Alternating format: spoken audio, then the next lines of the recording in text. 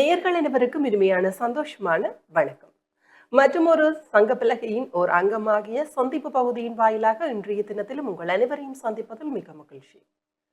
சந்திப்பு பகுதியின் வாயிலாக எங்களுடைய பிரதேசத்தில் இருக்கின்ற பல ஆளுமை நிறைந்த எழுத்தாளர்கள், இலக்கியத்துறை சார்ந்து பயணிப்பவர்கள், இவ்வாறான பல ஆளுமைகளை உங்களிடத்தை அறிமுகப்படுத்தி வைப்பதும், அது மாத்திரமில்லாமல் அவர்கள் சார்ந்த சிறியதொரு நேர்காணல் பகுதியாகவும் தான் இப்பகுதி அமைந்து வருகின்றது. அந்த வகையில் இன்றைய நாளிலும் எங்களுடைய நிகழ்ச்சியில் ஒரு எங்களுடைய பிரதேசம் என்று வரையறை எல்லை கொடுத்தாலுமே கூட பல நபர்கள், பல ஆளுமைகள் புலம்பெயர் தேசங்களில் இருந்து அல்லது போன்ற எங்களுடைய அண்மை நாடான இந்தியா தேசத்திலிருந்து பல எழுத்தாளர்கள், பல ஆளுமைகள் இந்த நிகழ்ச்சிக்கு வருவது வழக்கம். அந்த வகையில் இன்றைய நாளிலும் இந்தியாவினுடைய தமிழகத்தை சேர்ந்த ஒரு எழுத்தாளர், கவிஞர் சோவன் ரவீந்திரன் அவர்கள் தான் இன்றைய நாளிலும் இந்த நிகழ்ச்சியின் வாயிலாக இணைந்து கொண்டிருக்கின்றார். அவரையும் நிகழ்ச்சியினூடாக உள்ளிருத்துக் கொள்ளலாம். வணக்கம். வணக்கம். உங்களை நிகழ்ச்சியின் வாயிலாக சந்திப்பதில் மிக்க மகிழ்ச்சி. எப்படி இருக்கிறீங்க? நல்லா இருக்கு. ஒரு நீண்ட பயணத்தின் பின்னர் இலங்கைக்கு வந்திருக்கிறீர்கள். குறிப்பாக அதிலும் இலங்கையில் சொல்வதை காட்டிலும் யாழ்ப்பாணத்திற்கு வந்திருக்கிறீர்கள். இந்த ஒரு பயணம் உங்களுக்கு எவ்வாறாக இருக்கின்றது? நான் இந்தியாவிலிருந்து இலங்கையை பார்க்கும்போது போர் சம்பந்தப்பட்டதான் முதல் எனக்கு இலங்கை சம்பந்தப்பட்ட அறிமுகம். தோழர் பாமரன் அறையிலிருந்து புத்தகங்கள் வாசிக்கும் போது ஈழம் சம்பந்தப்பட்ட புத்தகங்கள் தான் பெரும்பாலும் இருக்கும். அந்த பார்வையிலிருந்து இங்கே வரும்போது அதோட வடுக்கள் இருக்குது. ஆனால் மனிதர்கிட்ட அந்த சுபாவம் விலகி போனதாக ஒரு ஃபீல் ஆகுது. எனக்கு ரொம்ப கஷ்டமாக இருக்குது. ஏன் மனிதர் அந்த போர்ட்டு வெளியே வந்துட்டாங்கன்னா மகிழ்ச்சி தான். ஆனால் அதோட அடுத்த தலைமுறைக்கு அதை கடத்தாம விட்டாங்களோன்னு பயம் இருக்குது. அது வேணும்ல. கட்டாயம். இது நாங்கள் குறிப்பா எல்லாருக்கும் சொல்ற ஒரு விடயம். நீங்க சொன்னது போல அடுத்த சந்ததியினர், அடுத்த தலைமுறையினருக்கு நாங்கள் அதை கடத்த வேண்டும். அதற்கு தான் எழுத்தாளர்கள், இலக்கியத்துறை சார்ந்த பயணிப்பவர்கள், கவிஞர்கள், பாடலாசிரியர்கள், கதையாசிரியர்கள் இவ்வாறானவர்கள் எழுதுகின்ற பொழுது தங்களுடைய படைப்பிலை அதை காட்டுகின்ற பொழுதுதான் அடுத்த சந்ததியினர் அதனை இலகுவில் வாசித்துக் கொள்வதற்கு, புரிந்து கொள்வதற்கு, அறிந்து கொள்வதற்கோ நாங்கள் இவ்வளவு ஒரு நீண்ட பயணம், ஒரு நீண்ட கஷ்டத்தை அடைந்துதான் இன்றைய நாளில் நாங்கள் காலடி எடுத்து வைத்திருக்கின்றோம் என்பதை அவர்களால் புரிந்து கொள்ள முடியும். நீங்கள் இந்த சொன்ன ஒரு விடயம் எனக்கு சந்தோஷமாக இருக்கின்றது. குறிப்பாக யாழ்ப்பாணம் அல்லது இலங்கையை எடுத்துக்கொண்டாலே எங்களுடைய பிரதேசத்தை தாண்டி இருப்பவர்களுக்கு தெரியக்கூடிய முதலாவது விடயம் ஒரு போர் சூழல். அது மட்டும்தான் ஞாபகம் வருகின்றது. நாங்கள் ஒரு 30 வருடத்தை தாண்டி இருந்தாலுமே அந்த வடுக்களை சுமந்து கொண்டிருக்கின்றோம். அந்த ஒரு சூழ்நிலை மாறி இருந்தாலுமே கூட நீங்கள் சொன்னதை போல வடுக்களை சுமந்து கொண்டிருக்கின்றோம். உணர்வு ரீதியாக அந்த உணர்வு எப்பவுமே மாறவில்லை. உணர்வுகளை கடத்தி கொண்டிருக்கின்றோம். ஆனால் அந்த கடத்துவதற்கான ஒரு ஊடகமாக எங்களுடைய எழுத்தாளர்கள் தான் கட்டாயம் நிச்சயமாக இருக்க வேண்டும். குறிப்பாக நீங்கள் ஒரு தமிழகத்தை சேர்ந்த எழுத்தாளரை இன்றைய நாளில் நேர்காணல் செய்வது எனக்கும் சந்தோஷமாக இருக்கின்றது, மகிழ்ச்சி. சரி, உங்களை பற்றி பார்த்தோமானால் நீங்கள் ஒரு நீண்ட காலமாக எழுத்துத்துறையில், குறிப்பாக இந்த கவிதை துறையில் பயணித்துக் கொண்டிருக்கின்றீர்கள். பல வெளியீடுகள், கவிதை தொகுப்புகளையும் வெளியிட்டிருக்கிறீர்கள். குறிப்பாக உங்களுக்கு இந்த கவிதை துறை சார்ந்து அல்லது போனால் எழுத்துத்துறை சார்ந்த ஆர்வம் எப்பொழுதிலிருந்து ஆரம்பமானது? வறுமைதான், பசிதான் அதுக்கு முதல் காரணம். பசி ஏற்படுத்திய வழி, அதோட பேர்த்தை நான் எங்கே காட்டணும் அல்லது எப்படி எங்கிட்ட இருந்து அது வெளியே போகணும் அப்படின்னா எனக்கு ஒரு ஆறுதல் வாசிப்பு தான். வாசிப்புலேருந்து தான் நான் இதெல்லாம் தெரிஞ்சுக்கிட்டேன். அப்புறம் இந்த வழி கடத்துறதுல மொழி ரொம்ப முக்கியம். எனக்கு மலையாளம் என் தாய்மொழி தான். நான் தாய்மொழி மலையாளம் நான் சொல்ல மாட்டேன். எனக்கு தமிழ் தான் தாய்மொழி. ஏன்னா அம்மா அப்பா 2 பேரும் மலையாளம். அதனால் நான் தமிழில் நான் ஒருவேளை நேரடியாக பிறந்திருந்தால் எனக்கு தமிழ் இன்னும் கொஞ்சம் அதிகமாக எனக்கு புரியக்கூடிய வாய்ப்பு இருந்திருக்கும். இன்னும் கொஞ்சம் நல்ல விஷயங்களை என்னால் கற்றுக்கிட்டு அதுக்கப்புறம் அதை சொல்ல முடிஞ்சிருக்கும்னு நான் நினைக்கிறேன். அப்படி தான் இந்த மொழியை நான் ரொம்ப ரொம்ப நேசிக்கிறேன். இந்த மொழியில் ஒருவேளை இல்லாமல் தான் மற்ற மொழியிலையோ மற்ற தேசங்களையோ பிறந்திருந்தால் இந்த மனித சுபாவங்கள் இவ்வளோ தூரம் இருந்திருக்குமான்னு எனக்கு சந்தேகமாக இருக்குது. ஏன்னா நான் வாசித்த புத்தகங்கள் அப்படி தான் இருந்துச்சு. பெரும்பாலும் வறுமை சார்ந்தது, துயரம் சார்ந்தது. மொழியால் ஈர்க்கப்படுறது, மொழி வழி தான் இந்த சமூகம் எல்லாத்தையும் கட்டமைச்சிருக்குது. அப்படி மொழி வழி கட்டமைச்சில் நானும் ஒரு பங்காக இருக்கிறது ரொம்ப மகிழ்ச்சியாக இருக்குது எனக்கு. கட்டாயம். நாங்கள் குறிப்பாக பார்த்தோமானால் இந்தியா தேசத்தை எடுத்துக்கொண்டோமானால் பல மொழிகள் அங்கே குவிந்து இருக்கின்றது. இவ்வளவு மொழிகள் தான் என்று வரையறை சொல்ல முடியாது. இனங்கள், மொழிகள், ஒரு பல்லின கலாச்சாரம், பல்லின மொழி, பல்லின சமூகங்கள் நிறைந்த ஒரு தேசம் தான் இந்தியா தேசம். அதிலே நீங்கள் ஆரம்பத்தில் சொன்னது போல, இப்பொழுது சொன்னது போல உங்களை அறிமுகப்படுத்தியிருந்தீர்கள். நீங்கள் ஒரு மலையாளம் ஒரு தாய்மொழியை கொண்டவர்கள். ஆனால் இவ்வளவு அழகாக ஒரு தமிழ் உச்சரிக்கிறீர்கள். தமிழிலே வந்து கவிதை தொகுப்புகளை வந்து எழுதி வெளியிட்டிருக்கிறீர்கள். இது உங்களுக்கு சவாலாக இருக்கவில்லையா? இல்ல, இல்ல. நான் பிறந்து வளர்ந்தது தமிழ்நாட்டுல தான், கோயம்புத்தூர்ல. அதனால அது பெரிய சவாலா இல்ல. என்னன்னா, அம் என்கிட்ட உணர்வு ரீதியா இருக்கு, மொழி போதாமை என்கிட்ட இருக்குது.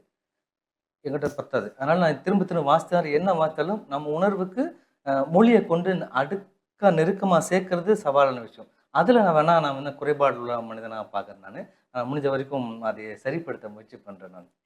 கட்டாயம். நீங்க மொழி தொடர்பாக கூறியிருக்கின்ற பொழுது வந்து, அண்மை காலமாக இந்தியாவிலே அறியக்கூடிய ஒரு பெரிய ஒரு விஷயம், இந்த மொழி தொடர்பான ஒரு பிரச்சனை தான்.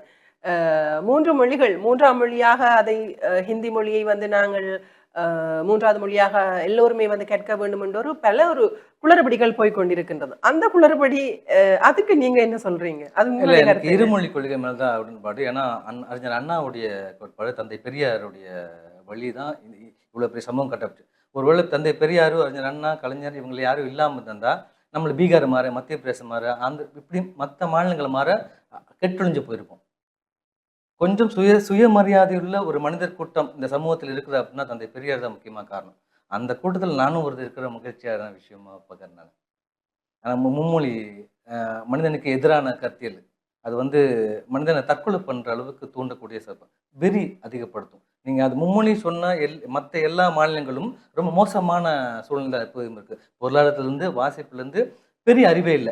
10வது, 12வது படிக்கிற பெண் குழந்தைகள் இப்பவும் கல்வி மறுக்கப்பட்டு பெண் குழந்தையை கல்யாணம் பண்ண வைக்கிறாங்க. அது ரொம்ப மோசம். இங்க தமிழ்நாட்டுல அப்படி இருந்துச்சுன்னா, நேர சட்டம் அதுக்கு தங்களோட பங்கு எதிர்வினை ஆற்றும். அங்க அப்படி பண்றதில்ல. அங்க அக்செப்ட் பண்றாங்க.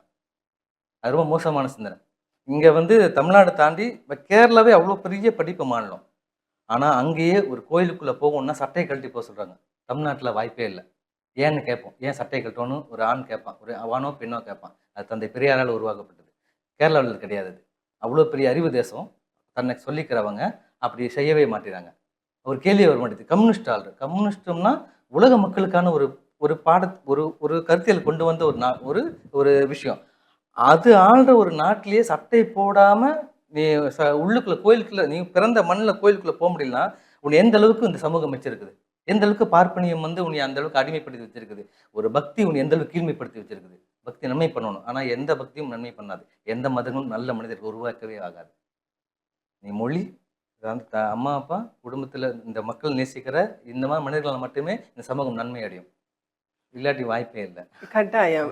நாங்க இந்த மொழிக் கொள்கைகள் தொடர்பாக கதைத்தால் வந்து இன்னும் நிறைய விடயங்கள் கதைக்கணும். அது ஒரு பெரிய ஒரு பெரிய பரப்பு என்று நினைக்கிறேன் கட்டாயமாக. ம். சரி, அதெல்லாம் ஒரு புறம் இருந்தாலுமே கூட அந்த தேசத்திலிருந்து ஒரு அ தாய்மொழி வேறொரு இடத்தில் வந்து இவ்வளவு கவிதை தொகுப்புகள் குறிப்பாக நீங்கள் ஆரம்பத்திலே சொன்னது போல எழுத்துத்துறை என்று பார்த்தோமானால் அங்கே அதிக அளவில் இருக்கின்றது. கதை இருக்கின்றது, சிறுகதை இருக்கின்றது, நாவல் இருக்கின்றது, இலக்கியங்கள் இவ்வாறாக பல இருக்கின்றது.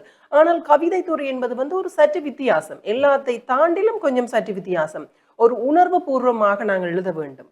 ஒரு இலக்கிய நயம் சார்ந்து எழுத வேண்டும். ஒரு ஓசை நயம், ஒரு சுவை இருந்தால்தான் வந்து வாசகர்களால் வந்து இலகுவில் அதனை வந்து பற்றி பிடித்துக் கொள்ள முடியும். அவ்வாறு இல்லாவிட்டால் வந்து அவர்கள் கடந்து சென்று விடுவார்கள். இது ஒரு கவிஞருக்கு, குறிப்பாக கவிதை எழுதுபவர்களுக்கு ஒரு முக்கியமான விடயமாக காணப்படுகின்றது.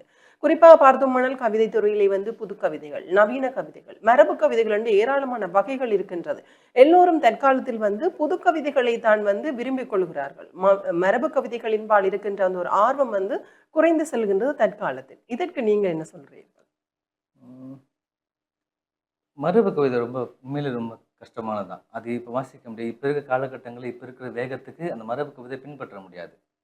அது அது அதோட அலைகள் அப்படியே இருக்கட்டும். நம்ம நவீன கவிதை ஏன் அப்படின்னா, நீ ஒரே ஒரு பேராக்குள்ள ஒரு 10 ஒரு விஷயத்துக்குள்ள நீ உலகத்துக்கு மேக்ஸிமம் விஷயங்கள உன்னால சொல்ல முடியும். அதுல உணர்வுகள கடத்த முடியும். நீ புது கவிதையில அது தோத்து போயிருவோம். நவீன கவிதை சொல்ல முடியும். ஒரு பெரிய ஆலமரம், அந்த ஆலத்துல அத்தனை கிளைகளை கொண்டதா ஒரு நவீனம் கவிதைகள். புது கவிதை அதுக்கு முன்னாடி வேர் மட்டும். அதுக்கு முன்னாடி ஆழத்துல அந்த குழி மட்டும் மரபு கவிதை. அப்படி பின்னாடி போயிட்டே இருக்கும். முன்னாடி எது வேணும்? நமக்கு நிழல் வேணும். பெரும் விருட்சம் வேணும். அந்த விருட்சத்துக்கு இருந்து பார்க்கணும். அப்படின்னா நவீன கவிதை ரொம்ப முக்கியம். அப்படி இருந்தால் வந்து மரபு கவிதைகள் அழிந்து விடாது. அழிந்து விடாது. அ அது வந்து மொழியோட ஆரம்ப கட்டத்துல 2000 வருஷங்கள் இருக்கிற கவிதையில வந்துட்டு, இப்ப 2000 வருஷத்துக்கு அந்த ஆ அது அபய் சொன்ன தமிழ் வந்து எனக்கு இப்ப புரியுது. மரபு கவிதை ஏன் புரியல எனக்கு? ஏன்னா மக்கள் மொழியில சொல்லப்படல. மக்கள் மொழி சொன்னாதான் ஒரு விஷயம் கடத்தப்படும். நவீன கவிதை அப்படி இருக்குது. புது கவிதை அப்படி இருக்குது. வசன கவிதை இருக்கும். மரபு கவிதை அப்படி இல்ல. மரபு பண்டிட் மொழி மாரி இருக்குது எனக்கு. அதனால அது வேகமா வந்து என்னை தாக்காது. யாராவது வந்து எனக்கு வந்து அது வந்து விரிவா சொல்லணும். இது இப்படி விளக்கம். சொல்லப்பட்டிருக்குது அப்படின்னு. அப்ப அவ்ளோ கஷ்டப்பட்டு நான் ஒரு விஷயத்த படிக்கிறதுக்கு, நான் நவீன கவிதைய படிச்சுட்டு போயிருவேன் நான். அதை விட பயங்கரமா சொல்லப்பட்டிருக்கு நவீன கவிதைகள். ஒவ்வொருத்தருக்கு வித்தியாசமான எண்ண அலைகள் இருக்கின்றது. அது குறிப்பாக குறை சொல்லல நானு. ஆனா அது ரொம்ப முக்கியம் தான். ஆனா அதை தாண்டி காலம் எவ்வளவோ வந்துருச்சு. நம்ம நல்ல விஷயம் சொல்லணும் அப்படின்னா நவீன கவிதைகள் வந்துரும். நான் இன்னும் மரபு கதை வந்துன்னா என்னை தாண்டி யாரும் போகாது.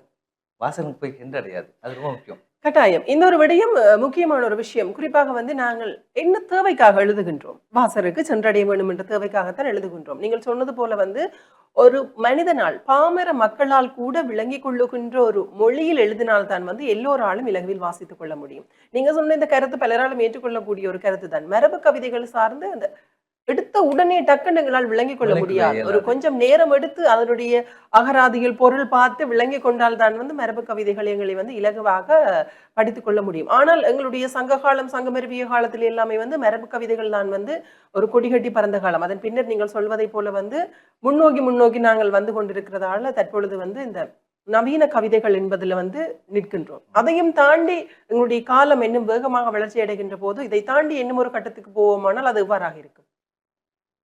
படைப்பு கவிதைகள் மட்டும். ம். கவிதைகள் அடுத்த தலைமுறை எப்படி இருக்கும்னா, அதுலேருந்து விலகிருவாங்க. கவிதை இனி பெரிய கொண்டாட்டங்கள் கொண்டு போகுமான்னு எனக்கு இன்னும் சந்தேகம் தான். பாப்புலர் நேராவோட ஒரு கவிதை வாசிச்சாங்கன்னா, ஒரு பெரிய கூட்டம் 10,000 பேர் கொண்ட ஒரு கூட்டம் வந்து முன்னாடி நிக்குமா. அப்படி கேள்விப்பட்டிருக்கேன், வாசிச்சிருக்கேன். அப்படி ஒரு கவிதை இன்னைக்கு இல்ல. இந்த நவீன கவிதை இல்ல. இன்னைக்கு காலப்போக்குல இது இது இது குறைவாக்கப்படும். மொழி வந்து ரொம்ப அ ஷார்ட் பண்ணப்படும். சின்னதா பார்க்கப்படும். பெரிய வணக்கம் சொல்றது கூட செய்கை மொழியா மாறும். அதுக்கு சமயம் இருக்காது. பொருளாதாரத்துக்கு ஓட வேண்டியது இருக்கும். எனக்கு தெரிஞ்ச மொழி ரொம்ப காலம் வந்து நிக்கிறதே பெரிய விஷயம். இந்த மொழியால கடத்தப்படுறதான். ஆனா இது நிக்கணும் அப்படின்னா இந்த படைப்புகள் தேவை. ஆனா இது வாசிக்கக்கூடிய மனிதர்கள் ரொம்ப கொஞ்சம் கம்மியாயிட்டே இருக்கறனால, இது இது நிறுத்துறதுக்கு என்ன பண்ணணும்னு இது யாருக்கும் தெரியாது. இது ஏதாவது மூலமா கடத்தி ஆகணும். புத்தகங்கள் மூலமா, ஏதாவது ஒரு செயல் செய்யணும். ஆனா அப்படி அது யாருக்கும் முன்னெடுக்கிற முயற்சி யாரும் பண்ணாதனால ரொம்ப வருத்தமா இருக்கு எனக்கு அதுல. ரொம்ப கஷ்டம் தான் அது.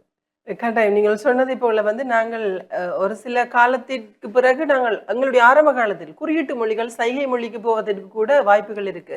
ஏனென்றால் அவ்வளவுக்கு நேரம் இல்லை. ஒரு பொறுமையாக நின்று நிதானமாக கதைத்து எப்படி இருக்கிறீங்க, சாப்பிட்டீங்களான்னு கேட்பதற்கு கூட ஒரு நேரம் இல்லாத ஒரு இயந்திர உலகத்தில் வந்து நாங்கள் சுத்தி கொண்டிருக்கின்றோம். ஒரு ஒரு விஷயத்தை வந்து கூர்ந்து எங்களால் வந்து ஒரு நிமிடத்துக்கு மேல் வந்து கவனிக்க இயலாம இருக்கு.